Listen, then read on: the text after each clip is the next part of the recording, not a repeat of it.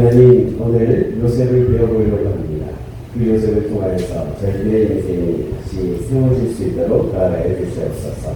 아버지 하나님 요셉의 모습을 주님 기억하며 저희들도 그 삶을 본받을 수 있도록 나아가 주시옵소서. 감사합니다. 예수님 이름으로 기도합니다. 아멘. 할렐루야. 이제 말씀을 시작하려고 하는데요. 본문을 많이 읽으면 사람들이 그때가 예배가 끝나는 줄 알아요. 본문을 다 읽고 나면. 여러분 그러지 말고 이제부터 시작이라는 마음으로 하나님의 말씀을 가르칠 수 있기를 원합니다. 아멘. 오늘 요셉에 대해서 이야기를 하고요. 요셉은 여러 요셉이 나옵니다. 사실은 이스라엘 지역에 가면 요셉이라는 사람이 엄청나게 많아요. 엄청나게 많아요. 많이 쓰는 이름 중에 하나예요. 요셉이라는 이름은 하나님이 더하신다 라는 뜻이에요. 그래서 하나님의 일을 더하는 사람들, 하나님의 일을 플러스 해주는 사람들, 요셉이라는 이름으로 사실 기인이 있어요. 여러분들이 그런 사람이 되었으면 좋겠어요. 하나님의 일을 더해주는 사람, 하나님의 일이 잘 되도록 해주는 사람들이 여러분들이 되기를 축복합니다. 아멘. 오늘 말씀은 요셉에 대한 얘기인데, 요셉 누구죠? 오늘 요셉은 야곱의 11번째 아들이 아니고, 구약에 나오는 야곱의 11번째 아들이 아니고 예수님의 아버지라는 요셉에 대한 이야기예요. 예수님의 아버지, 예수님의 인간의 아버지가 요셉인데요. 요셉의 삶을 돌아보면서 내가 요셉이라면 그렇게 살 수 있었을까를 오늘은 돌아보고요. 그렇게 살 수 없었을 텐데 그렇게 살려고 노력해야 되겠구나 라는 걸 오늘은 배워봤으면 좋겠습니다. 요셉에 대해서 먼저 이야기를 해봅시다. 본문을 읽었으니까 대강은 알 텐데, 많이 들어서 알 텐데, 요셉이 어떤 삶을 살았는가. 성경에서 기록된 요셉의 이야기는 얼마나 있는지, 오늘 읽은 본문하고 다른 데 한 두 군데 정도 나오는 거 본문만 보면요, 요셉이 나오는 데가 없어요. 실제 없어요. 실제 없어요. 그런데도 우리가 요셉을 배워내자라고 하는 건 이 요셉의 삶에 초점을 맞춰야 돼요. 요셉은요, 예수님의 어머니 마리아하고 약혼을 했어요. 공헌을 해서 약혼을 했습니다. 그런데 약혼 전에, 그러니까 공거하기 전에, 약혼하고 난 뒤에 공거하기 전에, 결혼하기 전에 마리아가 아이를 임신했어요. 이런 상황이 되어지면 마리아는 어떻게 되었어요? 그 사실이 알려지면 마리아는 이때 결혼하지 않은 처녀가 아이를 갖잖아요. 그러면 그 지역에서는 그 사람을 돌로 쳐서 죽였어요. 그러니까 그게 알려지기 시작하면 예수님은 이 세상에 태어날 수 없었죠. 그래서 조용히 끊고를 했었어요. 저런 여자가 나한테 오면 안 될 거야 라는 걸 이제 요셉이 생각을 한 거야. 그래서 조용히 그냥 무마시켜 주려고 했어요. 죽일 수 없으니까 그냥 무마시켜주려고 사실 생각했죠.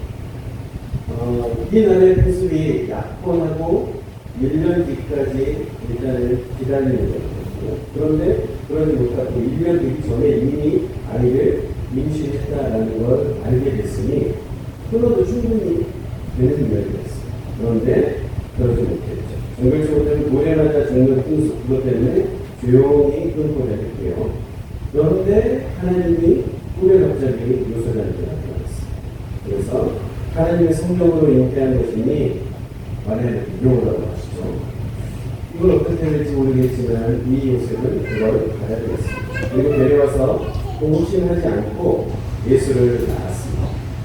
예수가 태어나고 났는데 공방 박사님들이 찾아와가지고 황금과 유향과 모략을 갖추고 돌아오고요. 그리고 돌아가려고 했더니 애국으로 피하가셨습니다. 그리고 이야기를 들어보니 두 살 아래의 아이들은 전부 다 죽였다고 이야기해서 돌아가면 예수도 죽을 것 같으니까 안 되겠다 싶었죠. 왕이 죽고 나니까 또 더 큰 곳으로 가서 아이를 키울 수 있었는데 불구하고 무서워가지고 나사렛이라는 동네로 이주해서 아이를 키워낸다 라는 게 요셉에 나와 있는 일생입니다. 이걸 본문의 이야기입니다. 그러니 이 요셉을 통해서 우리가 배우는 거 요셉은 몇 번밖에 나오지 않은 요소들인데 우리가 그 이전에 무엇을 배워야 할까? 세 가지를 우리는 배우기로 오늘 요청드립니다. 첫 번째 하나는 이거였어요. 사랑하는 사람이 내 아이가 아닌 다른 사람의 아이를 가져. 이게 여러분 이해가 되시고 용서가 되실 이야기인지 한번 보십니다. 진짜 사랑이 필요한 거가 여기가 있지 않을까 하는 거예요. 아예 아내일 사람이 내 아이가 아니라 다른 분이 아이를 가졌다고요? 그런데 나보고 결혼하라고 한다고요? 아니, 나는 못할 것 같은 마음이 들었어. 못할 것 같아. 내가 요셉이라면 못할 것 같았어. 그런데 여기에서 우리가 공부해야 될 요셉의 모습을 만날 수 있다. 진짜 사랑, 아니 용서하는 삶이 이 사람에게 들어있는 걸 알 수 있었어요. 진짜 사랑이 필요하죠. 이해하는 삶이 필요했습니다. 그 사랑을 통해 안용과 용서를 배우게 되었다. 우리는 그렇게 배울 수 있는 사람이 되는 거예요. 이해할 수 없는데 이해하는 삶을 요셉을 통해서 배울 거예요. 하나님의 사랑은 용서와 간용으로 이루어진 진짜 사랑을 할 줄 아는 사람들이 되어져야 합니다. 세상에서는 그런 삶을 살면요, 미련하다고 합니다. 저 사람 참 안 돼 보이고 얼마나 못났으면 그런 삶을 살까라고 이야기하지만 하나님의 사람들은 그 이해와 간용의 폭이 남들 것보다 훨씬 넓은 삶을 살아야 한다는 걸 요셉을 통해서 알려주시고 계십니다. 여러분, 진짜 사랑을 떼내실 수 있기를 원합니다. 아멘. 진짜 사랑을 사실은 이 요셉은요, 내가 이해해야 될 때, 용서해야 될 때 용서한 사람. 그로 인해서 예수님이 세상에 태어나게 되었고, 그로 인해서 마리아의 생명이 유지되게 되었고, 내가 한번 용서했더니 온 인류를 구원할 사람이 태어납니다. 여러분들이 그러한 마음으로 매일매일을 용서할 수 있게 원하고 축복합니다. 네. 내가 제일 용서하기 싫은 사람이 누군지 아세요? 내가 제일 용서하기 싫은 사람은 내 옆에 있어요. 내가 제일 용서하기 힘든 사람이 바로 내 옆에 있어요. 여러분, 오늘 한번 용서해 주실 수 있게 원합니다. 내 옆에 사람을 보고 내가 용서할 때, 내가 용서할 때, 그 용서할 수 있는 사람이 되어요. 용서하실 수 있게 원합니다. 아멘. 용서할 기회가 올 때 우리는 용서해야 됩니다. 요셉은 용서할 수 있을 때 용서해서 생명을 구하는 사람이에요. 여러분들은 구하는 그 생명, 여러분들이 구하는 그 생명이 예수님께서 얘기했다면 나는 이해하고 용서해야 된다는 걸 기억하실 수 있기 원합니다. 아멘. 그럴 때 주님이 나를 용서해 주신 것 같습니다. 마태복음 6장 14절과 15절 말씀을 보면 이야기하셨습니다.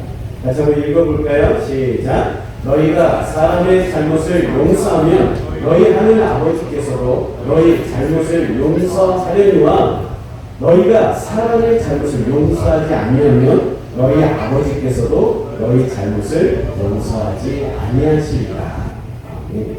용서해야만 하나님께서 나를 용서해 주신다고 했어요.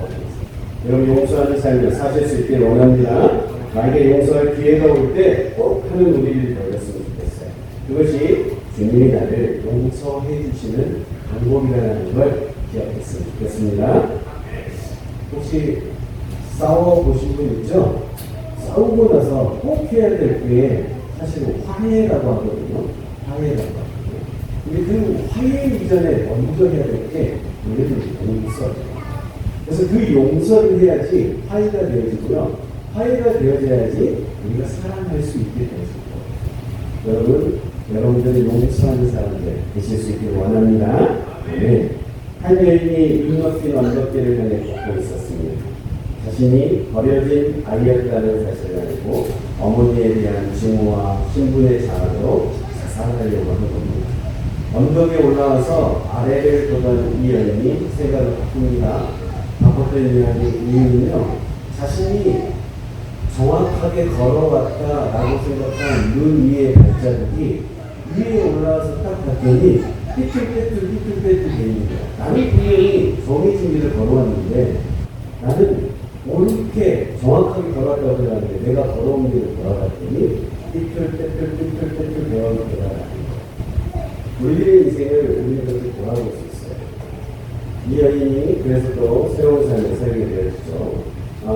이 이야기는 그 일본의 작가 미우라 아야코라는 사람이 쓴 빈정이라는 책이에요. 이 빈정이라는 책이 내용을 조금 더 이따 다시 한번 이야기해 줄 텐데요. 내가 친엄마라고 친아빠라고 알고 지냈던 사람이 나의 부모님이 아닌 경우였어.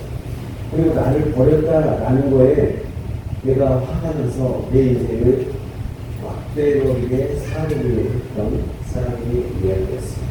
그런데 그걸 용서하고 나니까 인생의 모든 거가 달라진다라는 걸 깨닫는 장면입니다. 여러분들도 그러실 수 있기를 원합니다. 하나님 앞에서요, 용서하기 시작하면요, 인생이 달라보이고 세상이 달라보입니다. 여러분들의 인생이 달라지실 수 있게 만드는 방법은 용서합니다. 여러분 용서하실 수 있게 원합니다. 아멘. 내가 용서할게 하는 이 마음이 내 마음에 가득하기 시작해요. 사실은 내가 용서할 수 없는 자격의 인물이지만 용서할게라는 마음을 가져내기 시작하잖아요. 그때부터 세상은 나의 편이 되어진다는 걸 기억했으면 좋겠습니다. 용서할 수 있을 때 용서하는 여러분 되시길 원합니다. 요셉처럼 여러분들도 용서할 수 있을 때 용서하는 그 모습을 배워내시길 원합니다. 용서하는 삶으로 살아냅시다. 네, 두 번째 요셉에서 배워야 할까요? 꿈에 하나님이 나타나셨어요. 꿈에 하나님이 나타나셔서 이야기를 해주셨어요. 그런데 그 이야기가 내가 이걸 떠나야 돼? 라고 하는 마음이 들 정도의 이야기였어요. 그런데도 불구하고 요셉은 순종했어요. 따랐어요. 순종하는 삶을 우리는 배워야 돼요. 그 여인을 데리고 와라 라고 하는 거예요. 그 여인. 아니 내가 그 여인하고 약혼해서 이제 살려고 했는데도 불구하고 그 여인이 내 아이랑 다른 사람의 아이를 잉태했는데 그 아이를 그 사람을 저한테 데려오시라고요? 그래서 태어나라고요? 아니요, 하나님 그렇게 못하겠습니다. 많은 사람들은 그럴 텐데 요셉은 아멘 그렇게 하겠습니다로 바꾸셨다. 여러분 그런 순종이 여러분에게 있을 수 있기를 원합니다. 아멘. 현명하여 하나님의 계시를 만났죠. 그것을 믿는 것도 용기였고요. 그렇게 따르는 것에 순종으로 하나님의 길을 걷게 된 요셉. 우리는 그런 요셉을 배워야 합니다. 우리는 순종이 제사보다 낫다라고 배워옵니다. 그런데 정말 여러분들의 삶은 순종의 삶인가요? 우리의 삶이 진짜 순종의 삶인지 우리는 보아야 할 수도 있습니다. 하나님의 뜻을 거역한 첫 사례, 사울이 처음부터 거역했을 때요, 자기가 제사장의 역할을 해버렸어요. 첫 번째 잘못한 건 그거였고요. 두 번째 사울이 하나님 앞에서 순종이 제사보다 낫다라는 그 이야기를 듣는 데 있어서 그 이야기의 두 번째는 하나님이 명령한 거가 있었어요. 그 명령을 자기는 지킨다고 지켰어요. 사울 입장에서 분명히 지켰어요. 전쟁에서 싸워가지고 거기서 생긴 수확물들을 하나님은 다 없애라라고 그랬거든요. 그런데 사울의 생각이 이렇게 좋은 거를요 하나님 안 좋은 것만 없애고요 좋은 거는 갖다가 제가 하나님한테 드릴게요. 이거 얼마나 좋은 생각이었을까요? 사울의 입장에서는 내가 하나님을 위해서 그렇게 해야지 하고 했을 거예요. 그런데 하나님은 그걸 보고 순종이라고 이야기하지 않으셨어요. 그걸 불순종이라고 이야기하시고 사울을 내치는 계기를 만들었다는 거죠. 우리는요 순종이라고 말하는데요 순종이라고 말하면서 거기에다가 플러스하기 시작합니다. 내 생각을 집어넣기 시작합니다. 내 생각을 집어넣으면 그건 순종이 아님을 기억하실 수 있길 원합니다. 아멘. 하나님은 우리들에게 내 생각에 첨가를 집어넣지 말라고 이야기하십니다. 지킬 수 있는 거 였다면요, 누구한테든 다 하라고 한답니다. 근데 지킬 수 없는 것을 지키라고 하나님은 이야기하고 계신다는 걸 기억했으면 좋겠습니다. 하나님의 사랑은 믿고 따르는 마음, 즉 순종으로 모든 것을 행해야 합니다. 순종하지 못한 삶은요, 어디에서도 하나님에게는 인정받지 못합니다. 여러분들은 하나님에게 인정받는 삶으로 순종으로, 진짜 순종으로 세워질 수 있기를 원합니다. 아멘. 그 진짜 순종을 해내야 돼요. 부모님이 무슨 이야기를 해요? 그러면요, 아들들이요, 네, 그렇게 하겠습니다. 이러면 되는데, 그러지 않아요. 그러지 않아요. 그런데요, 그렇게 하려고 하는데요, 그런데 제 생각에는요, 이게 아닌 것 같은데요? 라고 이야기합니다. 하나님의 방법에 있어서 그렇게 해내기 시작해요? 그걸 하나님은 뭐라고 하신다고요? 불순종이라고 합니다. 불순종. 그런데 우리는 일상에서도 그렇고요, 세상에서도 그렇고요, 그리고 심지어 신앙생활에서도, 심지어 믿음이 많은 사람들도 하나님 앞에서 하나님 그렇게 하기는 하려면 돼요. 그런데요 하고 그렇지만은 자꾸 우리는 집어넣고 있다. 여러분 진짜 순종하는 여러분이 있을 수 있기를 원합니다. 하나님 앞에서 그렇지만요, 아니요, 그런데요, 이런 털을 닫는 사람들이 되지 않기를 원합니다. 하나님 앞에서 진짜 순종을 해내기 시작하잖아요. 그러면 여러분 안에 하나님 주신 영의 자리를 잡기 시작합니다. 사도행전 5장 32절부터 읽어볼까요? 시작. 우리는 이 일의 증인이요 하나님이 자기에게 순종하는 사람들에게 주신 성령으로 그러합니다. 하나님이 자기에게 뭐 하는 사람들에게 성령을 주시냐면 순종하는 사람. 내가 순종하는 마음을 갖기 시작할 때, 내가 하나님이 나에게 허락하신 것 중에, 하나님이 나에게 부탁하신 것 중에, 하나님이 나에게 명령하신 것 중에 내가 어려움에도 불구하고 해내기 시작하는 순종의 마음이 들기 시작하잖아요. 그럴 때 주님의 성령이 내 안에 쑥 들어온다. 하나님, 제가 1년에 300만 원 버는, 아니, 한 달에 300만 원 버는데요. 하나님, 제가 11조 30만 원을 10% 내라고요. 이거 절대 하면 안 돼요. 남들은 500만 원 벌고, 남들은 1000만 원 버니까 그렇게 할 수 있을 것 같은데, 저한테 30만 원은요, 너무나도 큰 돈이에요. 하나님, 안 될 것 같아요. 라는 마음을 가지면요, 여러분들의 마음에는 성령이 점점 줄어들고 없어지기 시작합니다. 그런데 내가 하나님 그 30만 원 너무나도 허물이면요, 하나님 제가 11조 하나님 하라고 했으니 하겠습니다 하는 그 마음을 갖는 순간 여러분들의 마음에 성령으로 딱 채워집니다. 하나님은 할 수 없는 걸 하기 시작할 때 내 안에서 허락하지 않는 걸 내가 해내기 시작할 때요, 그때 성령으로 딱 채워주세요. 그게 진짜 순종이에요.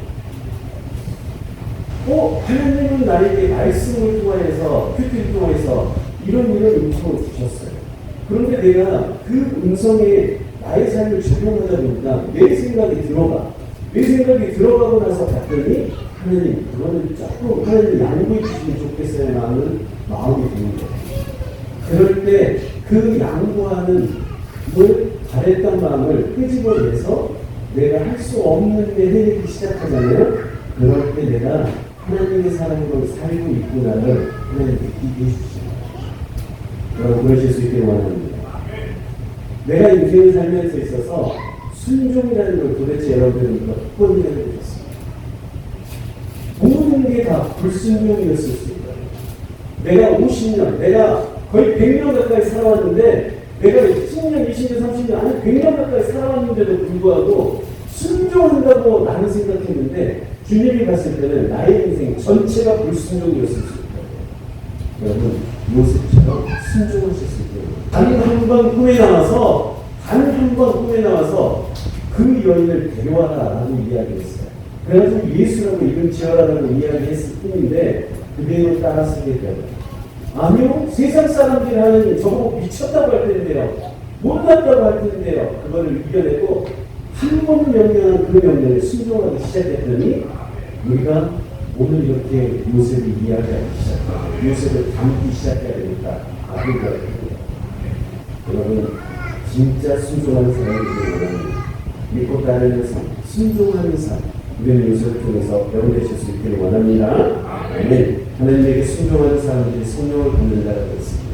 성령을 받아 성령과 함께 삶을 살 수 있도록 순종하는 여러 가지 공동체의 여러분들이 가르칠 수 있게 축복합니다. 아멘. 네. 세 번째 배워야 될 거라고 생각해요. 배워서 아이를 낳아서 예수라고 하라고 했습니다. 그래요. 그리고 나서 전혀 모른 척하고 살 수 있었을 것 같아요. 내 아이가 아니라고 생각합니다. 그럴 마음이 요셉에게 있었을 수도 있습니다. 그런데요, 말씀에서 찾아보면 예수님이요, 지혜와 키가 작아가고요, 사람들이 보기에 사랑스러워하더라 라는 이야기가 나와요. 누가복음 5장 50절과 52절의 이야기 한번 50절 한번 같이 한번 읽어봅시다. 이렇게 여기가 요셉이 나오는 사실은 마지막 단계예요. 앞쪽에 본문이 있는데 본문 없애고 뒤쪽에 50절부터 52절까지 한번 읽어봅시다. 잃어버린 사람을 다시 찾아왔어요. 잃어버린 예수를 찾으러 왔어요. 그래가지고 찾았을 때 예수님이 부모님한테 뭐라고 말했어요. 말하고 난 다음에 본문이에요. 다시 한번 읽어봅니다. 시작. 그 부모가 그가 하신 말씀을 깨닫지 못하더라. 예수께서 함께 내려가사 나사렛에 이르러 순종하여 받으시더라.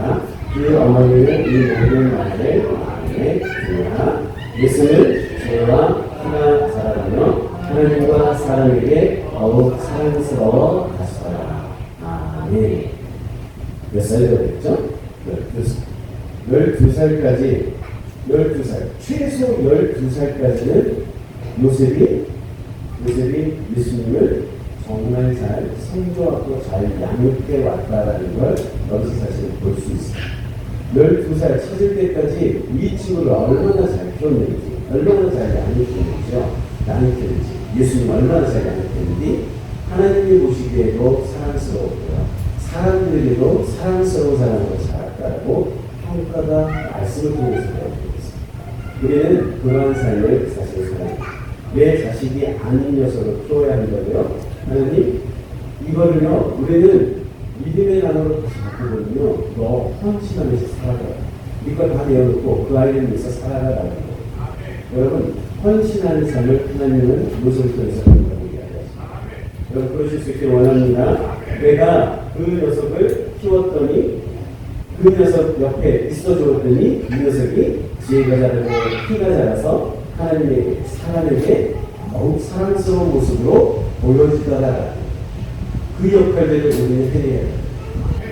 예수님은요, 이야기할 때요, 누구의 아들이라고 이야기해요? 요셉의 아들이라고 하는데, 요셉의 직업 이야기하면서 똑같이 이야기해요. 목수 요셉의 아들이 되었습니다.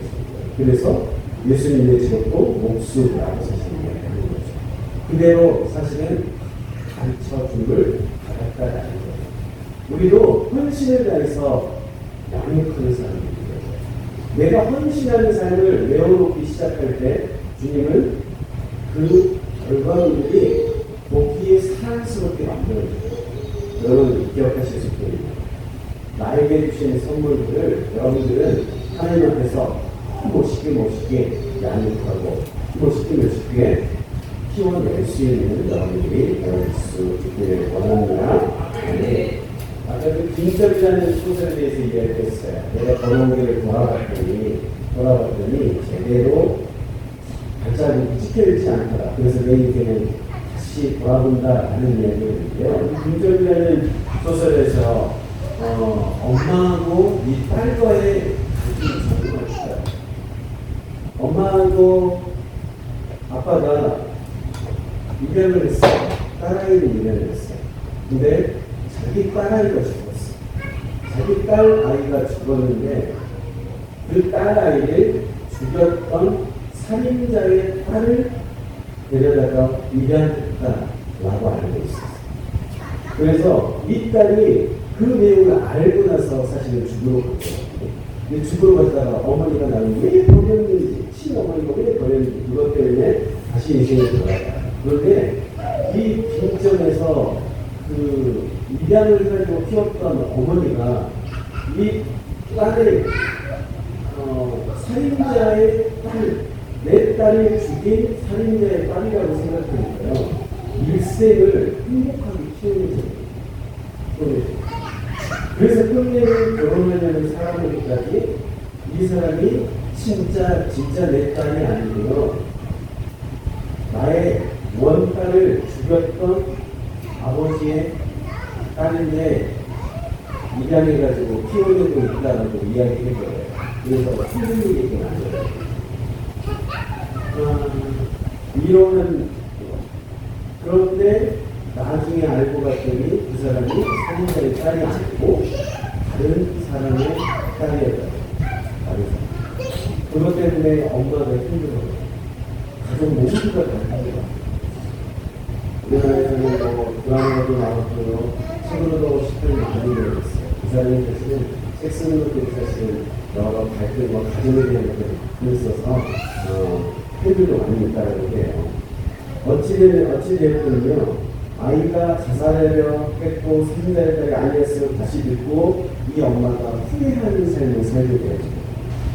만약에 살인자의 딸이 아니었다고 처음부터 알았더라면 이 엄마의 잘못된 행동들이 바꿔졌을 거라는 거죠. 여러분들은 무언가를 시작할 때 균형 짓지 않고 시작했으면 좋겠어요. 우리들이 그걸 선견이라고 합니다. 그래서 하나님 안에서는 세상에서는요, 삶을 살 때요, 이 아이는 이러기 때문에 이럴 거야를 우리는 지정했습니다. 우리는 그러지 않아야 됩니다. 여러분 그러실 수 있길 원합니다. 그렇게 하고 들어가면요, 하나님이 우리를 원죄에서 절대 벗어나지 못하게 합니다. 우리는 죄악에 기인한 사람들인데 이 사람들을 아무리 사랑해봤자 하나님 입장에서 저희들이 되겠어요. 그러지 않고 우리는 어떠한 존재로만 봐야 되냐면 사랑해야 될 존재로만 보아야 한다. 여러분들은 내 주변의 사람들을 사랑해야 될 존재로만 보실 수 있길 원합니다. 아니, 자꾸 균형 짓지 마세요. 얘는 예배 시간마다 잔다니까 라고 균형 짓지 마세요. 동이야. 그러면 되겠어 안 되겠어? 안 되지. 지쳐라. 그러면 되겠어 안 되겠어? 사람들에게 날마다 이야기하는 거예요. 이 친구는 공부 못하는 아이예요 라고 이야기하고요. 이 친구는 원래 안 되는 아이예요 라고 자꾸 이야기하는 거죠. 그렇게 균형 짓고 나서 내가 사람을 아무리 주려고 해도 그 사람은 들어가지 않아요. 헌신에는요 모든 걸 다 던져버리고 처음부터 시작합니다. 여러분 그러실 수 있기를 원합니다. 요셉은요 이미 던져버렸어요. 요셉은 이미 예수는 내 아이가 아니다라는 걸 이미 던져버렸어요. 그걸 던지는 마음이 진짜 헌신의 마음이에요. 여러분들은 그런 마음으로 하나님 앞에 서실 수 있기를 원합니다. 요셉을 통해 지혜와 키가 자라가고 하나님과 사람에게 사랑스러워지는 통로가 되게 하셨습니다. 그의 통해 그런 삶이 이루어졌음을 우리는 기억해야 할 줄을 믿습니다. 하나님 앞에서 헌신의 삶을 요셉을 통해서 배워야 한다는 걸 이야기하고 있습니다. 주님은 오늘 우리들에게 요셉을 통해서 세 가지를 배우라고 이야기하고 있어요. 하나는 용서하는 삶, 또 하나는 믿음으로 순종하는 사람이 되어야 되는 순종의 삶, 또 하나는 헌신하는 삶, 헌신하는 사람이 있다고 이야기하고 계십니다.